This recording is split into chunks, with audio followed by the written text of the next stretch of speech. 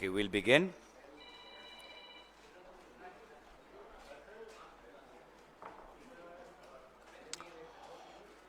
Okay, first of all, I would like to thank Congress President Shri Mallikarjun Kharge ji, CPP Chairperson Srimati Sonia Gandhi ji, LOP Lok Sabha, Shri Rahul Gandhi ji, AICC GSO, K.C. Venugopal ji, AICC GS in charge of Assam, Shri Jitendra Singh ji, for bestowing me with the responsibility to lead the Assam Pradesh Congress Committee in Assam, and my best wishes to my new colleagues in the Pradesh Congress Committee, and also my best wishes to the outgoing President Shri Bhupen Bora for having done a fantastic job as the party president for the past 4 years. दोस्तों, आज का जो press वार्तालाप है वो उत्तर पूर्वांचल के साथ जुड़ा हुआ है, और हाल में ही उत्तर पूर्वांचल को लेकर दिल्ली में प्रधानमंत्री मोदी जी ने राइजिंग नॉर्थ ईस्ट समिट को संबोधित किया, जिसमें विभिन्न प्रकार के बातों का उल्लेख किया गया, उद्योग का उल्लेख किया गया, निवेश का विवरण किया गया, लेकिन ये सब ज़मीनी हालात से परे हैं। ज़मीनी हालात विशेष रूप से उत्तर पूर्वांचल की बहुत ही चिंताजनक है। आज दो बड़े बीमारियों ने उत्तर पूर्वांचल को जकड़ रखा है। पहला है अवैध कोयला और दूसरा है नशीली पदार्थ, नारकोटिक्स।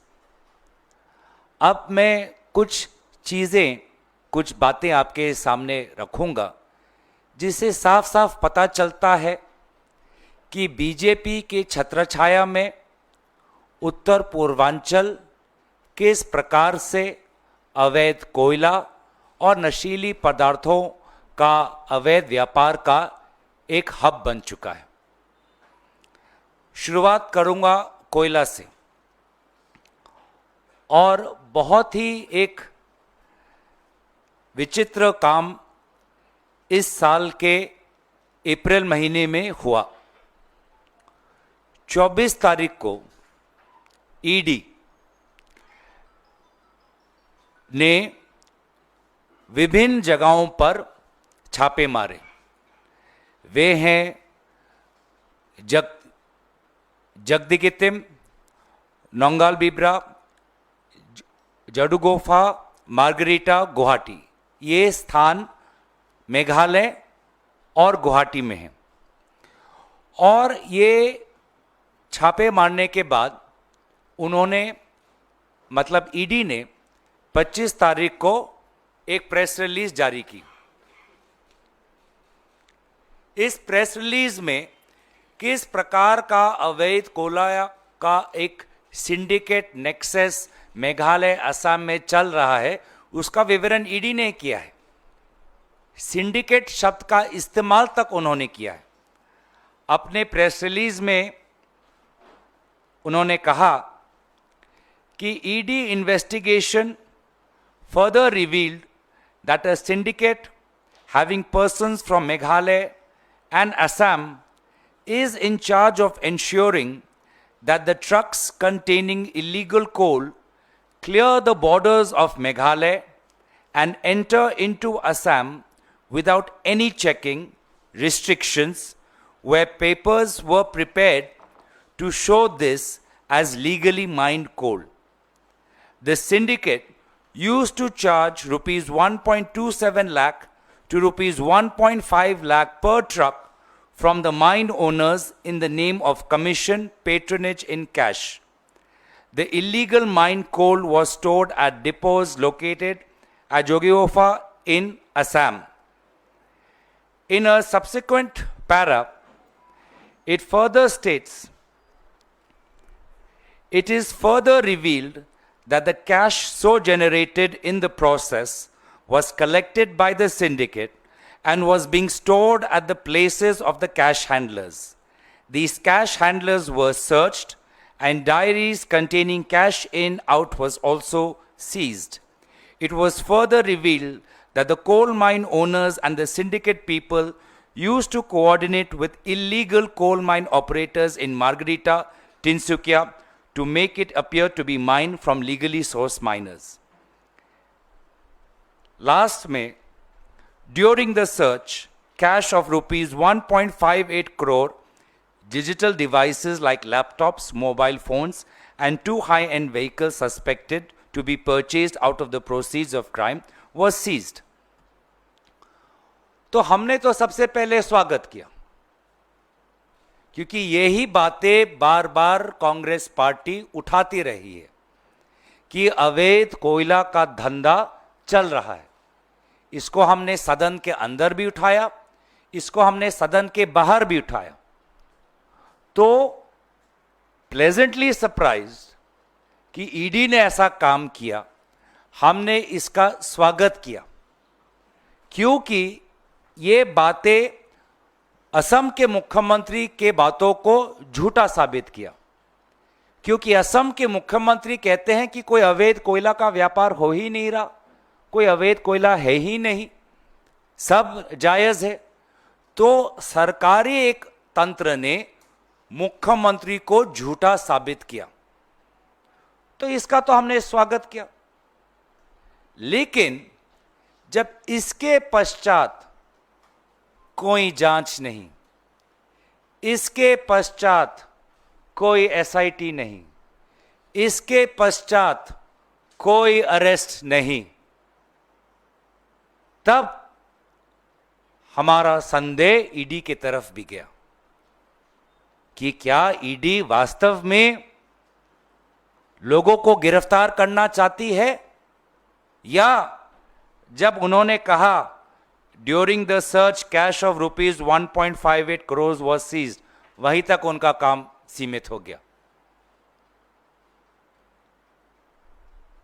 क्योंकि अवैध कोयला की बात बार बार उत्तर पूर्वांचल में उठती है। इस साल के शुरुआत में जनवरी में आपको याद होगा, लगभग 40 दिन राज्य सरकार, केंद्र सरकार असम के उमरांगसाउ अंचल में 6-7 श्रमिक जो अवैध रैटहोल माइन में फंस गए थे, उनको निकालने की कोशिश कर रहे थे। लगभग 40 दिन लगे, 44 डेज टू बी प्रिसाइज। और तब जाके उनके मृतकों की लाश निकली और इल्लीगल रैटहोल माइन पता चला। और जनवरी के बाद जब राज्य सरकार ने एक एसआईटी बनाई, जांच की, तो पता चला कि लगभग 245 इल्लीगल रैटहोल माइंस असम में चल रहे हैं और ये इल्लीगल रैटहोल माइंस बंद कर दिए। हमने उसका स्वागत किया, लेकिन उसके पश्चात किसकी छत्र छाया में ये इल्लीगल रैटहोल माइनिंग हुए? जिला प्रशासन, जिला पुलिस क्या कर रही थी? माइंस एंड मिनरल्स डिपार्टमेंट क्या कर रहे थे? और हमको लगा कि अवैध कोयला शायद अब बंद हो गया होगा कि जब 250 रैटहोल माइंस बंद हुए, सीज हुए। लेकिन जब ईडी का यह छापा 4 तारीख को, मई के अप्रैल के 25 तारीख को हुआ, तो हमको पता चला कि नहीं, जनवरी के बाद अगर जब्त भी हुए कोई इल्लीगल रैटहोल माइंस, अभी भी उत्तर पूर्वांचल में, असम, मेघालय में यह चल रहा है। तो क्या मकसद सिर्फ एक्सटॉर्शन का है? क्योंकि इससे पहले भी हमने देखा है कि चुनाव आते हैं, किसी कंपनी पर आईटी रेड होता है, वो इलेक्टोरल बॉन्ड के द्वारा थोड़ा बीजेपी को सहायता देता है और उसको फिर ठेका मिल जाता है, उसको कॉन्ट्रैक्ट मिल जाता है और फिर सब साफ हो जाता है, सब वाइट वॉश हो जाता है। तो क्या ये जो कार्रवाई हुई ये बस 1.5 करोड़ रुपए तक जब्त करने तक ही सीमित रहेगी? क्यों इस पर राज्य सरकार ने कोई कार्रवाई नहीं की? क्यों इस पर केंद्र सरकार ने कोई कार्रवाई नहीं की? क्या यह है नेडा का काम? असम मेघालय से यही काम हो रहा है? यही है वास्तविक स्थिति। वो राइजिंग नोटिस तो वो उद्योग जो भविष्य में होगा नहीं होगा पता नहीं, लेकिन वास्तव में ये इस प्रकार का कोयला सिंडिकेट उत्तर पूर्वांचल की इकोनॉमी, इकोलॉजी और सोसाइटी में तनाव पैदा कर रहा है, तनाव पैदा कर रहा है। और हम तो मांग करते हैं कि इसको लेकर एक सीबीआई इंक्वायरी होनी चाहिए, क्योंकि ये 2 राज्यों का सवाल है, असम में है, मेघालय में है। इस जो नेक्सस है, without political protection from state and center, this would not have been possible, and therefore we demand a CBI inquiry. And this shows the menace of coal, despite rat hole mining being banned, despite rat hole mining being seized. This just shows the fact that all this was made public, and yet the state government has taken no action. That means some politically important people, PIP, politically important persons, are involved in this. And that is why they don't want to take more action. Similarly, the other problem that I said that is wrecking the societies of Northeast is drugs. It is unfortunate the amount of drugs that is coming in from Myanmar. And I'm unable to fathom why the BJP and its allies, being in power in the Northeast, Union Home Minister Amit Shah visiting Northeast so many times, they are still unable to wrest this menace of drugs. Let me read out a few lines from this note. Drug menace in the state of Meghalaya and Mizoram. In the state of Mizoram and Meghalaya, smuggling of drugs has been increasing. The rise in smuggling is due to the trouble in the state of Manipur. Let me remind you that there was, and I said this in Parliament also, a very brave policewoman who received a medal of bravery from the Manipur state government. She had to return that medal because when she apprehended a important influential person related to drug smuggling, she got a call from the Chief Minister office to let that person go. That lady officer was so disgusted that she returned the medal. Back to Mizoram, the Minister of Excise and Narcotics in Mizoram, Mr. Hamar, has himself said that there has been an increase in smuggling of narcotics into the state of Mizoram. In addition, between April 2024, January 31, 2025, 34 kgs of heroin, 34 kgs of methamphetamine, 329.7 kgs of ganja, 1.31 kgs of nitrazepam, 152 kgs of cough syrup was also seized. 458 people were booked for drug trafficking. What we are seeing is that the number of arrests is only increasing. That means that these arrests are having no deterrence effect on the supply and movement of drugs. This is something that we have raised in Parliament also. We understand that the government reports the increasing number of arrests as a proof of its performance. But if these arrests were to act as a deterrence, the volume of drugs seized would have come down. But that's not happening. It's on Parliament record also that this continues to increase. A similar situation exists in Meghalaya, where the State Minister Paul Lyngdoh has said that the total number of addicts in Meghalaya is roughly 3 lakh, which is 10% of the population. This indicates an alarming rise in drug abuse. The most frightening aspect of this statistic is that the majority of the drug users are between the age of 15 to 29. The prevalence rate among the youth is 30%. In recent years, 42.75 kg of heroin, 13,000 kg of ganja and opium along with cash and arms have been seized in Meghalaya. So what I'm worried is that in mainstream media, the problem of drugs is mainly concerned or mainly discussed with respect to the western part of India, with respect to the drugs that are seized in a very specific port in Gujarat. But I want through this main discussion that the mainstream media should also focus on the question of drug menace in Northeast and ask what the state governments have been doing. It is perilous, the situation is dire, with neighbors which are unstable, such as Myanmar and Bangladesh. The situation in the Northeast, which are our border states, are extremely perilous. And I must say, while I use this press conference to talk about the problem of coal and drugs in the Northeast, I read somewhere that Honorable Prime Minister Modi, while referring to China, made light of the physical features of the people of China, especially with respect to the shape and size of their eyes. Let me educate the Honorable Prime Minister that when young men and women, boys and girls, come from the Northeast to different parts of India, they are often teased for that very same physical features.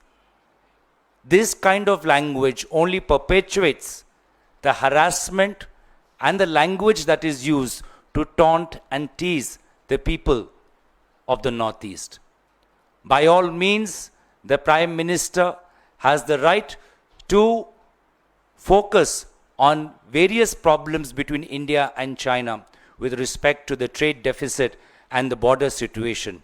But I must ask him to be also sensitive on these matters, because these matters have caused a lot of trauma for people, young people of Northeast, who often talk to me and complain to me about how they feel when they come to Delhi, Bombay, Pune for their studies. So with that, I would like to close my opening statements, and if you have any questions, I'll be happy to answer them.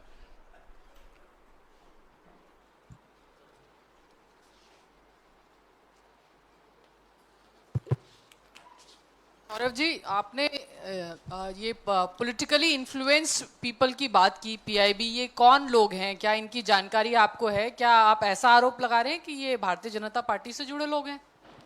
देखिए, मणिपुर का तो मैंने आपको एक उदाहरण दिया कि मणिपुर की एक जाबाज पुलिस अफसर ने जो शौर्य का मेडल उनको मिला, उन्होंने उसको वापस लौटाया जब उनको चीफ मिनिस्टर, उस समय की चीफ मिनिस्टर जो अभी नहीं है, उस समय की चीफ मिनिस्टर के दफ्तर से उसको फ़ोन गया कि आप इस व्यक्ति को छोड़ दो।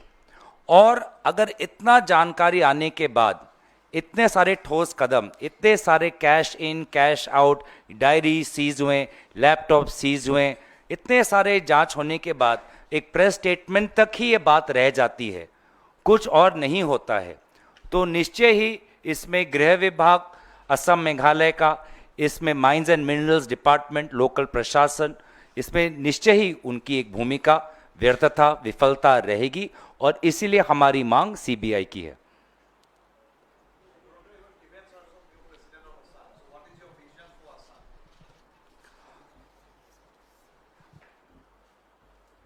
In Assam,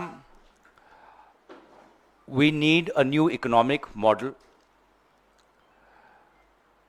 In Assam, we have to end the rule of corruption, misrule, loot and fear that is being perpetuated by the current BJP government. And we have to return the right of free speech to young people of Assam. Gaurav sir, Gaurav sir, मेरा सवाल आपसे एक तो यह है कि जो आपने प्रधानमंत्री को लेके वक्तव्य दिया था अंग्रेजी में, उसे हिंदी में भी बोल दीजिएगा, तो आपके लास्ट कमेंट थे। और दूसरा सवाल ये है कि आप नॉर्थ ईस्ट की, असम की, मेघालय की तमाम जो बातें हैं वो आप सामने रख रहे हैं, लेकिन वहाँ की जो लीडरशिप है, मुख्यमंत्री हैं, वो आप पर ही निजी हमले करते हैं। अब आप प्रदेश अध्यक्ष भी बन गए हैं, किस तरीके से उन चीज़ों को आप उनका जवाब देंगे? और दूसरा, जो ये चीज़ें प्रॉब्लम्स आपने बताई हैं, इसको कैसे आप आगे फोर फ्रंट पे लाएंगे? क्योंकि बीजेपी की लीडरशिप ने कभी भी मुख्यमंत्री के किसी भी बात को उन्होंने ना नकारा है, ना ही खंडन किया है। देखिए, सबसे पहले प्रधानमंत्री मोदी जी बहुत जायज़ रूप से इंडिया और चाइना के बीच में जो ट्रेड डेफिसिट है, चाइना से बहुत से प्रोडक्ट्स कम दामों में इंडिया में आते हैं, उस बात की आलोचना करते हुए चाइना के लोगों के आँखों के जो शेप है, साइज़ है, उनके आँखों के ऊपर जो टिप्पणी दी, मैं बस चाहता हूं कि वो इस बात का संज्ञान ले कि उसी प्रकार की टिप्पणी उत्तर पूर्वांचल के युवाओं को, महिलाओं को, छात्रों को सुनना पड़ता है जब वो उत्तर पूर्वांचल छोड़कर देश के विभिन्न कोने में जाते हैं। और इस प्रकार के बातों को सुनकर उत्तर पूर्वांचल के समाज को ठेस पहुंचती है। जो अपनापन उनको महसूस करना होता है भारत में कहीं भी जाकर, वो अपनापन में वो थोड़ा दूरी वो महसूस करते हैं। तो इसीलिए मैं बस प्रधानमंत्री मोदी जी को इस बात का भी संज्ञान उस बात का संज्ञान में देना चाहता हूं कि इस प्रकार का भाषा काफ़ी बार उत्तर पूर्वांचल के युवा समाज को हरास और मेंटली टॉर्चर करने के लिए उपयोग किया जाता है।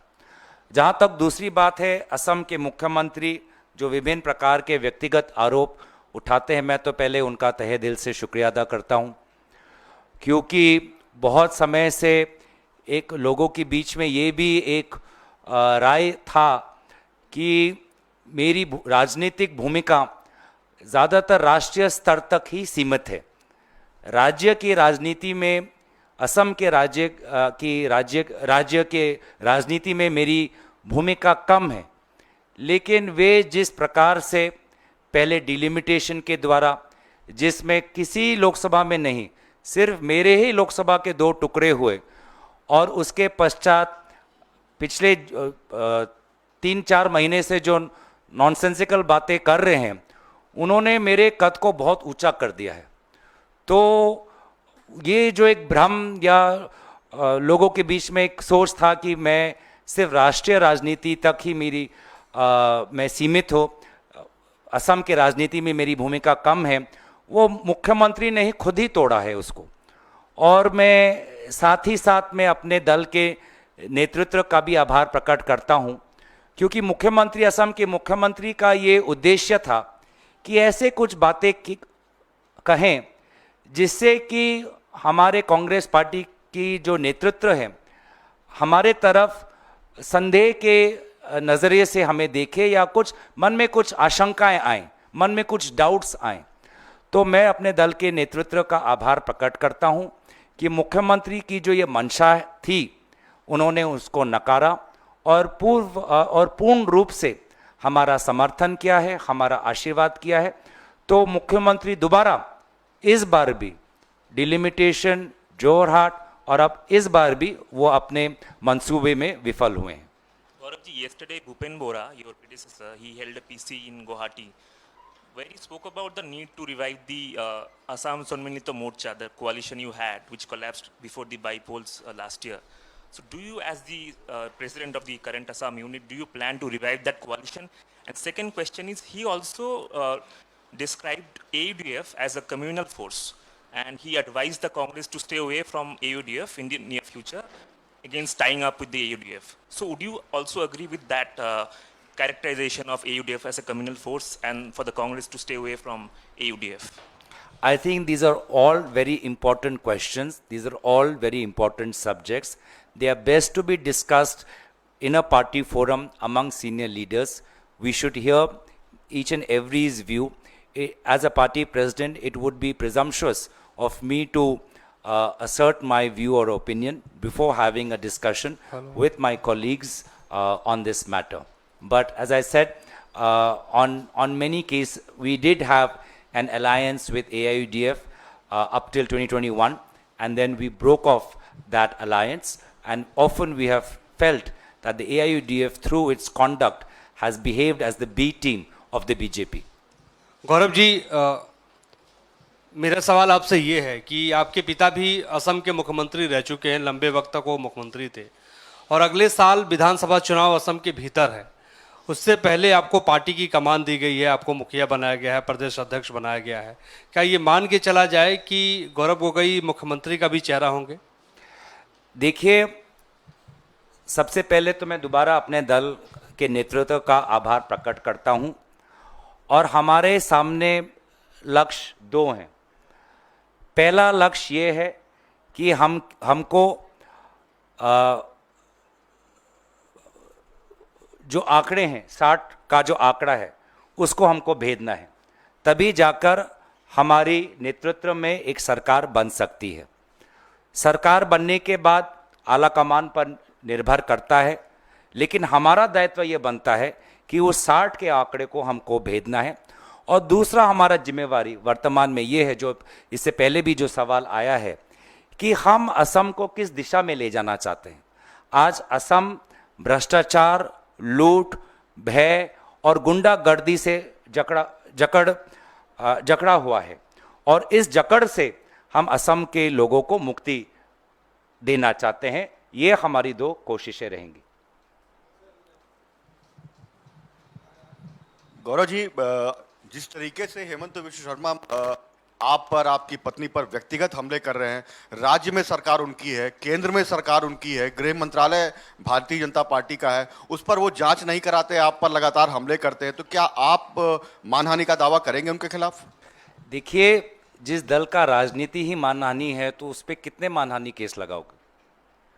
उनका पूरा दल ही मानहानि पर निर्भर है, उनका पूरा कार्य ही मानहानि पर निर्भर है। तो आज एक लगाऊंगा, कल दो और मानहानि के बातें कहेंगे, तो ये कर सकते हैं, पर उनका वो अपने जो राजनीतिक जो उनके अस्त्र हैं मानहानि, वो तो उनका मूल मंत्र है कि कैसे किसी का छवि बदनाम करना। आप देख रहे हैं कि आज पहलगाम को लेकर भी उनके दल के नेता किस प्रकार का शब्दों का इस्तेमाल कर रहे हैं। हरियाणा में किस प्रकार के शब्दों का इस्तेमाल किया गया विधवाओं के प्रति। मध्य प्रदेश में भाजपा के एक सांसद ने यूनिफॉर्म को पहने हुए एक जाबाज हमारी कर्नल का अपमान किया। मानहानि तो उनके रग रग में है। तो आपने वो भी देखा कि जब उनको वाजिब लगा तो उन्होंने हिमांशी नारवाल जी का क्रिएटिव यूज किया, और जब हिमांशी नारवाल जी ने सद्भावना की बात की तो वही आईटी सेल उनके खिलाफ हो गया। उन्होंने फॉरेन सेक्रेटरी विक्रम मिश्री तक को नहीं छोड़ा, उनके परिवार को नहीं छोड़ा। जहां तक इस बात जो विभिन्न आरोप आते हैं, वो बात क्योंकि विभिन्न समय से आ रही है, वो बात हमारे प्रदेश में भी बहुत बातें आ चुकी है। तो कुछ स्पष्टीकरण भी, ताकि देश के, हमारे प्रदेश के लोग भ्रमित ना हो, उसके लिए मैं ये कहना चाहूँगा कि आज से लगभग 14-15 साल पहले, आज से लगभग 14-15 साल पहले मेरी धर्मपत्नी, जो पब्लिक पॉलिसी की एक जानी मानी विशेषज्ञ है, वो एक साल एक इंटरनेशनल प्रोजेक्ट जो दक्षिण आसिया में काम कर रहा है क्लाइमेट चेंज पर, वो एक साल उस समय, आज से 14-15 साल 11 में हैं, तब वो एक साल वहाँ पे थी, और दक्षिण आसिया के उस प्रोजेक्ट को लेकर एक साल वो पाकिस्तान में रही, और फिर वो 12-13 में इंडिया में आई, और तब से वो काम करी, और फिर उन्होंने 15 में एक नई नौकरी ले ली। तो अगर उन्होंने या मैंने, जब वे उस संस्था में थे, तो मैं भी आज से 11 साल पहले 12 साल पहले, हाँ मुझे भी याद नहीं अभी ढंग से, 2013 की बात। मैं भी 2013 में एक बार जब उनके साथ में गया, तो इसी बात का अब ये जो इनका तो रोटी ही मानहानि है, का काम ही मानहानि है, तो इस बात को लेकर वो बार बार अपना एक मतलब बहुत ही एक सी ग्रेड बॉलीवुड सिनेमा बना रहे हैं, जिसका रिलीज डेट उन्होंने 10 सितंबर को दिया है, जो पूरी तरीके से फ्लॉप होने वाला है। असम के लोगों को ये सब पता है।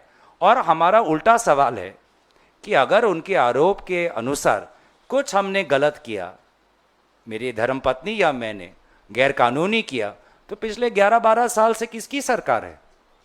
पिछले 11-12 साल से केंद्र सरकार, केंद्रीय जांच एजेंसी क्या कर रही है? और आपको भी पता है कि कोई सीमा के उस पार जाता है तो कितनी जांच होती है, सीमा के कोई इस पार आता है तो कितनी जांच होती है। और मैं तो विपक्षी दल का नेता हूं, सदन में एकदम बेबाक बातें रखता हूं, तो मेरा जो भी बायोडाटा सीवी सबके पास है। तो पिछले 11-12 साल में ये सरकार क्या कर रही है? तो एक साल है चुनाव के लिए, चुनावी मंशा से, और जैसे कि मैंने दोबारा कहा कि कहीं ना कहीं हमारे दल के नेतृत्व में कुछ आशंकाएं आए, वही उनका मंसूबा था जो पूरी तरीके से आज हमारे दल के नेतृत्व ने उसको ध्वस्त कर दिया। गौरव जी इधर से सवाल है। रवि त्रिपाठी हूँ, जी न्यूज से। सत्ता की चाबी पहले उठा लीजिए। गौरव जी, सवाल ये है कि आपने AIUDF को कहा कि बीजेपी की बी टीम के तौर पे काम करती है, लेकिन लोग जानते हैं कि चूंकि हेमंता कांग्रेस से गए हैं और कांग्रेस में एक बड़ी टीम है जो हेमंता के लिए बी टीम के तौर पे काम करती है। चूंकि आपको प्रदेश की कमान मिली है, तो आप उस बी टीम से कैसे निपटेंगे और उसका क्या करेंगे जो आपके पार्टी में रहते हुए हेमंता के लिए काम करते हैं? देखिए, हमें असम के जनता पर पूरा विश्वास है। इस जनता ने हमें हर समय हमारा साथ दिया है। पिछले जोरहाट की लोकसभा की मैं बात बता दूं कि उससे पहले आपको भी पता है कि मैं कल्याण लोकसभा का मैं सांसद था, और 2023 में डिलिमिटेशन हुई। असम में 14 लोकसभा हैं, 14 में से सिर्फ एक ही लोकसभा के 2 टुकड़े हुए, वो था मेरा। और उसके पश्चात भी उन्होंने पूरी अपनी भाजपा ने ताकत लगाई, पूरा सरकार बैठ गया, पूरी उन्होंने ताम जाम सब कुछ, साम दाम दंड भेद सब उन्होंने कोशिश की, और अंत में लोगों ने हमें आशीर्वाद दिया। तो हमारी पूरी उम्मीद है असम की जनता पर कि असम की जनता को आज एक नया असम की उम्मीद में है, एक नई राजनीति की उम्मीद में है, एक नई अर्थव्यवस्था की उम्मीद में है, एक नई सामाजिक व्यवस्था की उम्मीद में है।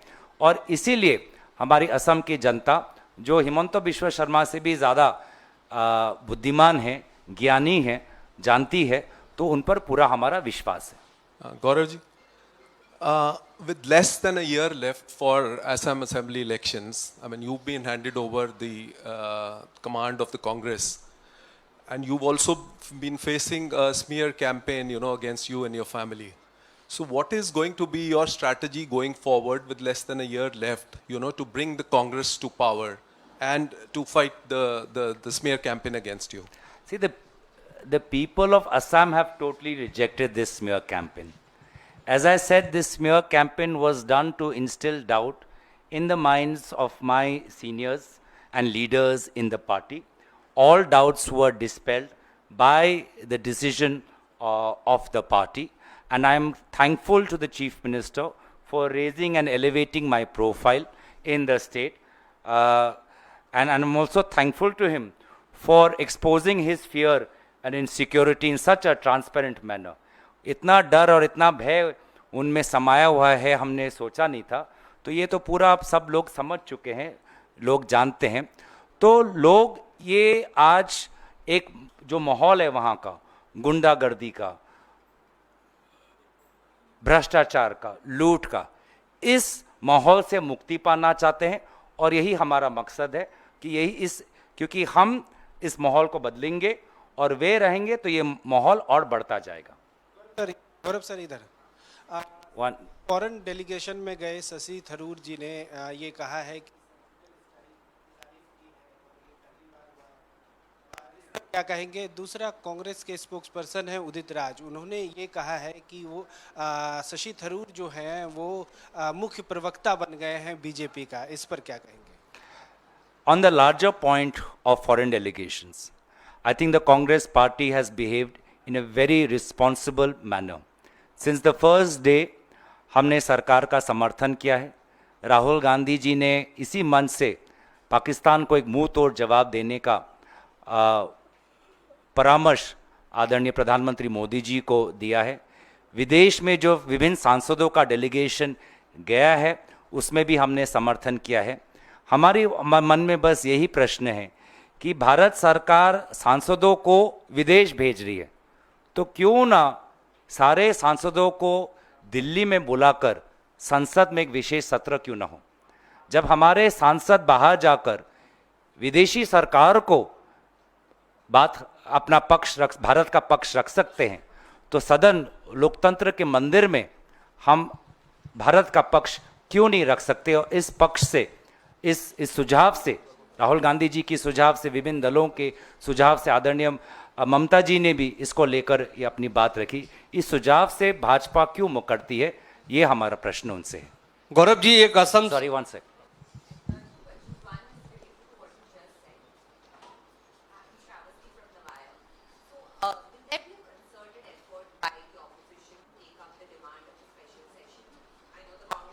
About it, the TMC has also spoken about it separately, but will the India bloc come together for this demand? And the second is that you were speaking about the Assam elections and how the campaign has been going on against you. Is there an apprehension that the election campaign in Assam would become more about the allegations against you rather than the vision of the of Assam that you want? And how would you counter that? First of all, Shri Rahul Gandhi ji has made the demand for a special session very clear. I believe Tejasvi Yadav ji also in various public forums has made this demand. I have myself read the statement of Shri Mamata Banerjee ji, Chief Minister of West Bengal, and therefore we are in talks with our India allies on this matter. Secondly, you see, my opinion, my honest opinion is that this smear campaign which has happened against my family particular is nothing but a cover that the Chief Minister wants to bring to his own activities via his family. The Chief Minister of Assam has used his family to amass ill-gotten wealth and huge properties. This is something that we have stated in our previous conferences, in press conferences also. There are press statements as to how members of his family are heading 17 companies, members of his family are getting benefits of government contracts.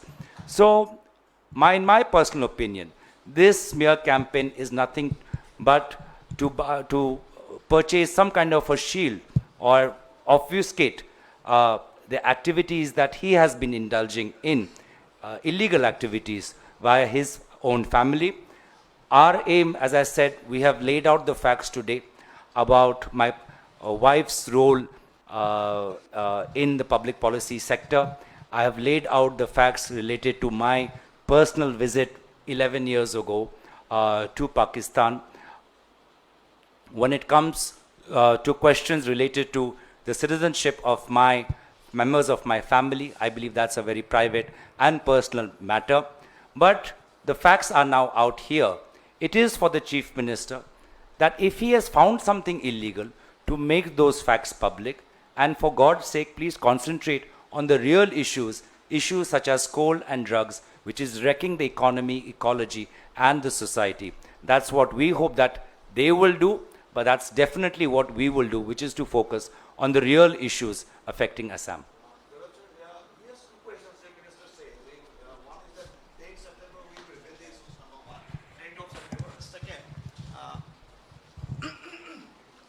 In your family, 3 persons are not Indian. That is Vice Chief Minister. So first of all, on such an important matter of national security, and where he is bringing in all sorts of ludicrous and ridiculous. What is it? Ludicrous and ridiculous allegations. Why wait till 10 September? Is this a cinema going on? कोई picture चल रहा है क्या कि 10 सितंबर में आपको पता चलेगा? ऐसा एक इतना संवेदनशील मामला है राष्ट्रीय सुरक्षा का, क्रॉस बॉर्डर कोऑपरेशन का, तो आप तो एकदम सीरियसली लेना चाहिए और 11 साल से क्या कर रहे हैं वो भी बताना चाहिए। 10 सितंबर कोई पिक्चर चल रहा है क्या?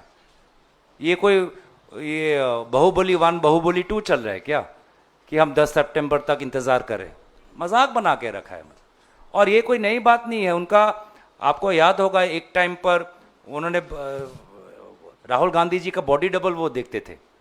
राहुल गांधी जी भारत जोड़ो यात्रा में असम गए, तो जब हमारी यात्रा असम से जा रही थी तो एक हमारे बीच में एक युवक था जो राहुल गांधी जी के लुक से बहुत प्रेरित होकर उसने भी अपना उस प्रकार से पहनने का ढंग और वो सब उन्होंने हूबहू वैसे कर दिया क्योंकि वो इससे प्रेरित थे। अब उसी को ऐसा उसमें तड़का मसाला डाला और जिसमें असम के मुख्यमंत्री के पद से प्रेस वार्तालाप से बोल रहे हैं कि वो ये तो बॉडी डबल है। राहुल गांधी जी बॉडी डबल इस्तेमाल करते हैं, वो बस के अंदर बैठते हैं और बॉडी डबल को राहुल गांधी के द्वारा दिखाते हैं। तो इस प्रकार की उनकी बातें हैं। तो मुझे भी लगता है कि ये जो बातें वो मेरे संदर्भ में निकाल रहे हैं कि मैं दूसरे देश जासूस, वो उन्होंने शायद मेरा कहीं बॉडी डबल देख लिया होगा। मुझे तो यही लगता है। आ रही है कि अभियोग पर विचार चल रहा है। अगर सरकार अभियोग लेकर आती है तो क्या, एक तो पहला कि क्या कांग्रेस पार्टी से इस बारे में कोई बातचीत हुई है? जुलाई में सेशन होना है और अगर हुई है तो अगर अभियोग आता है, महाभियोग आता है, तो कांग्रेस का क्या रुख रहेगा? I think we will discuss that in a party forum and get back to you on that. Thank you.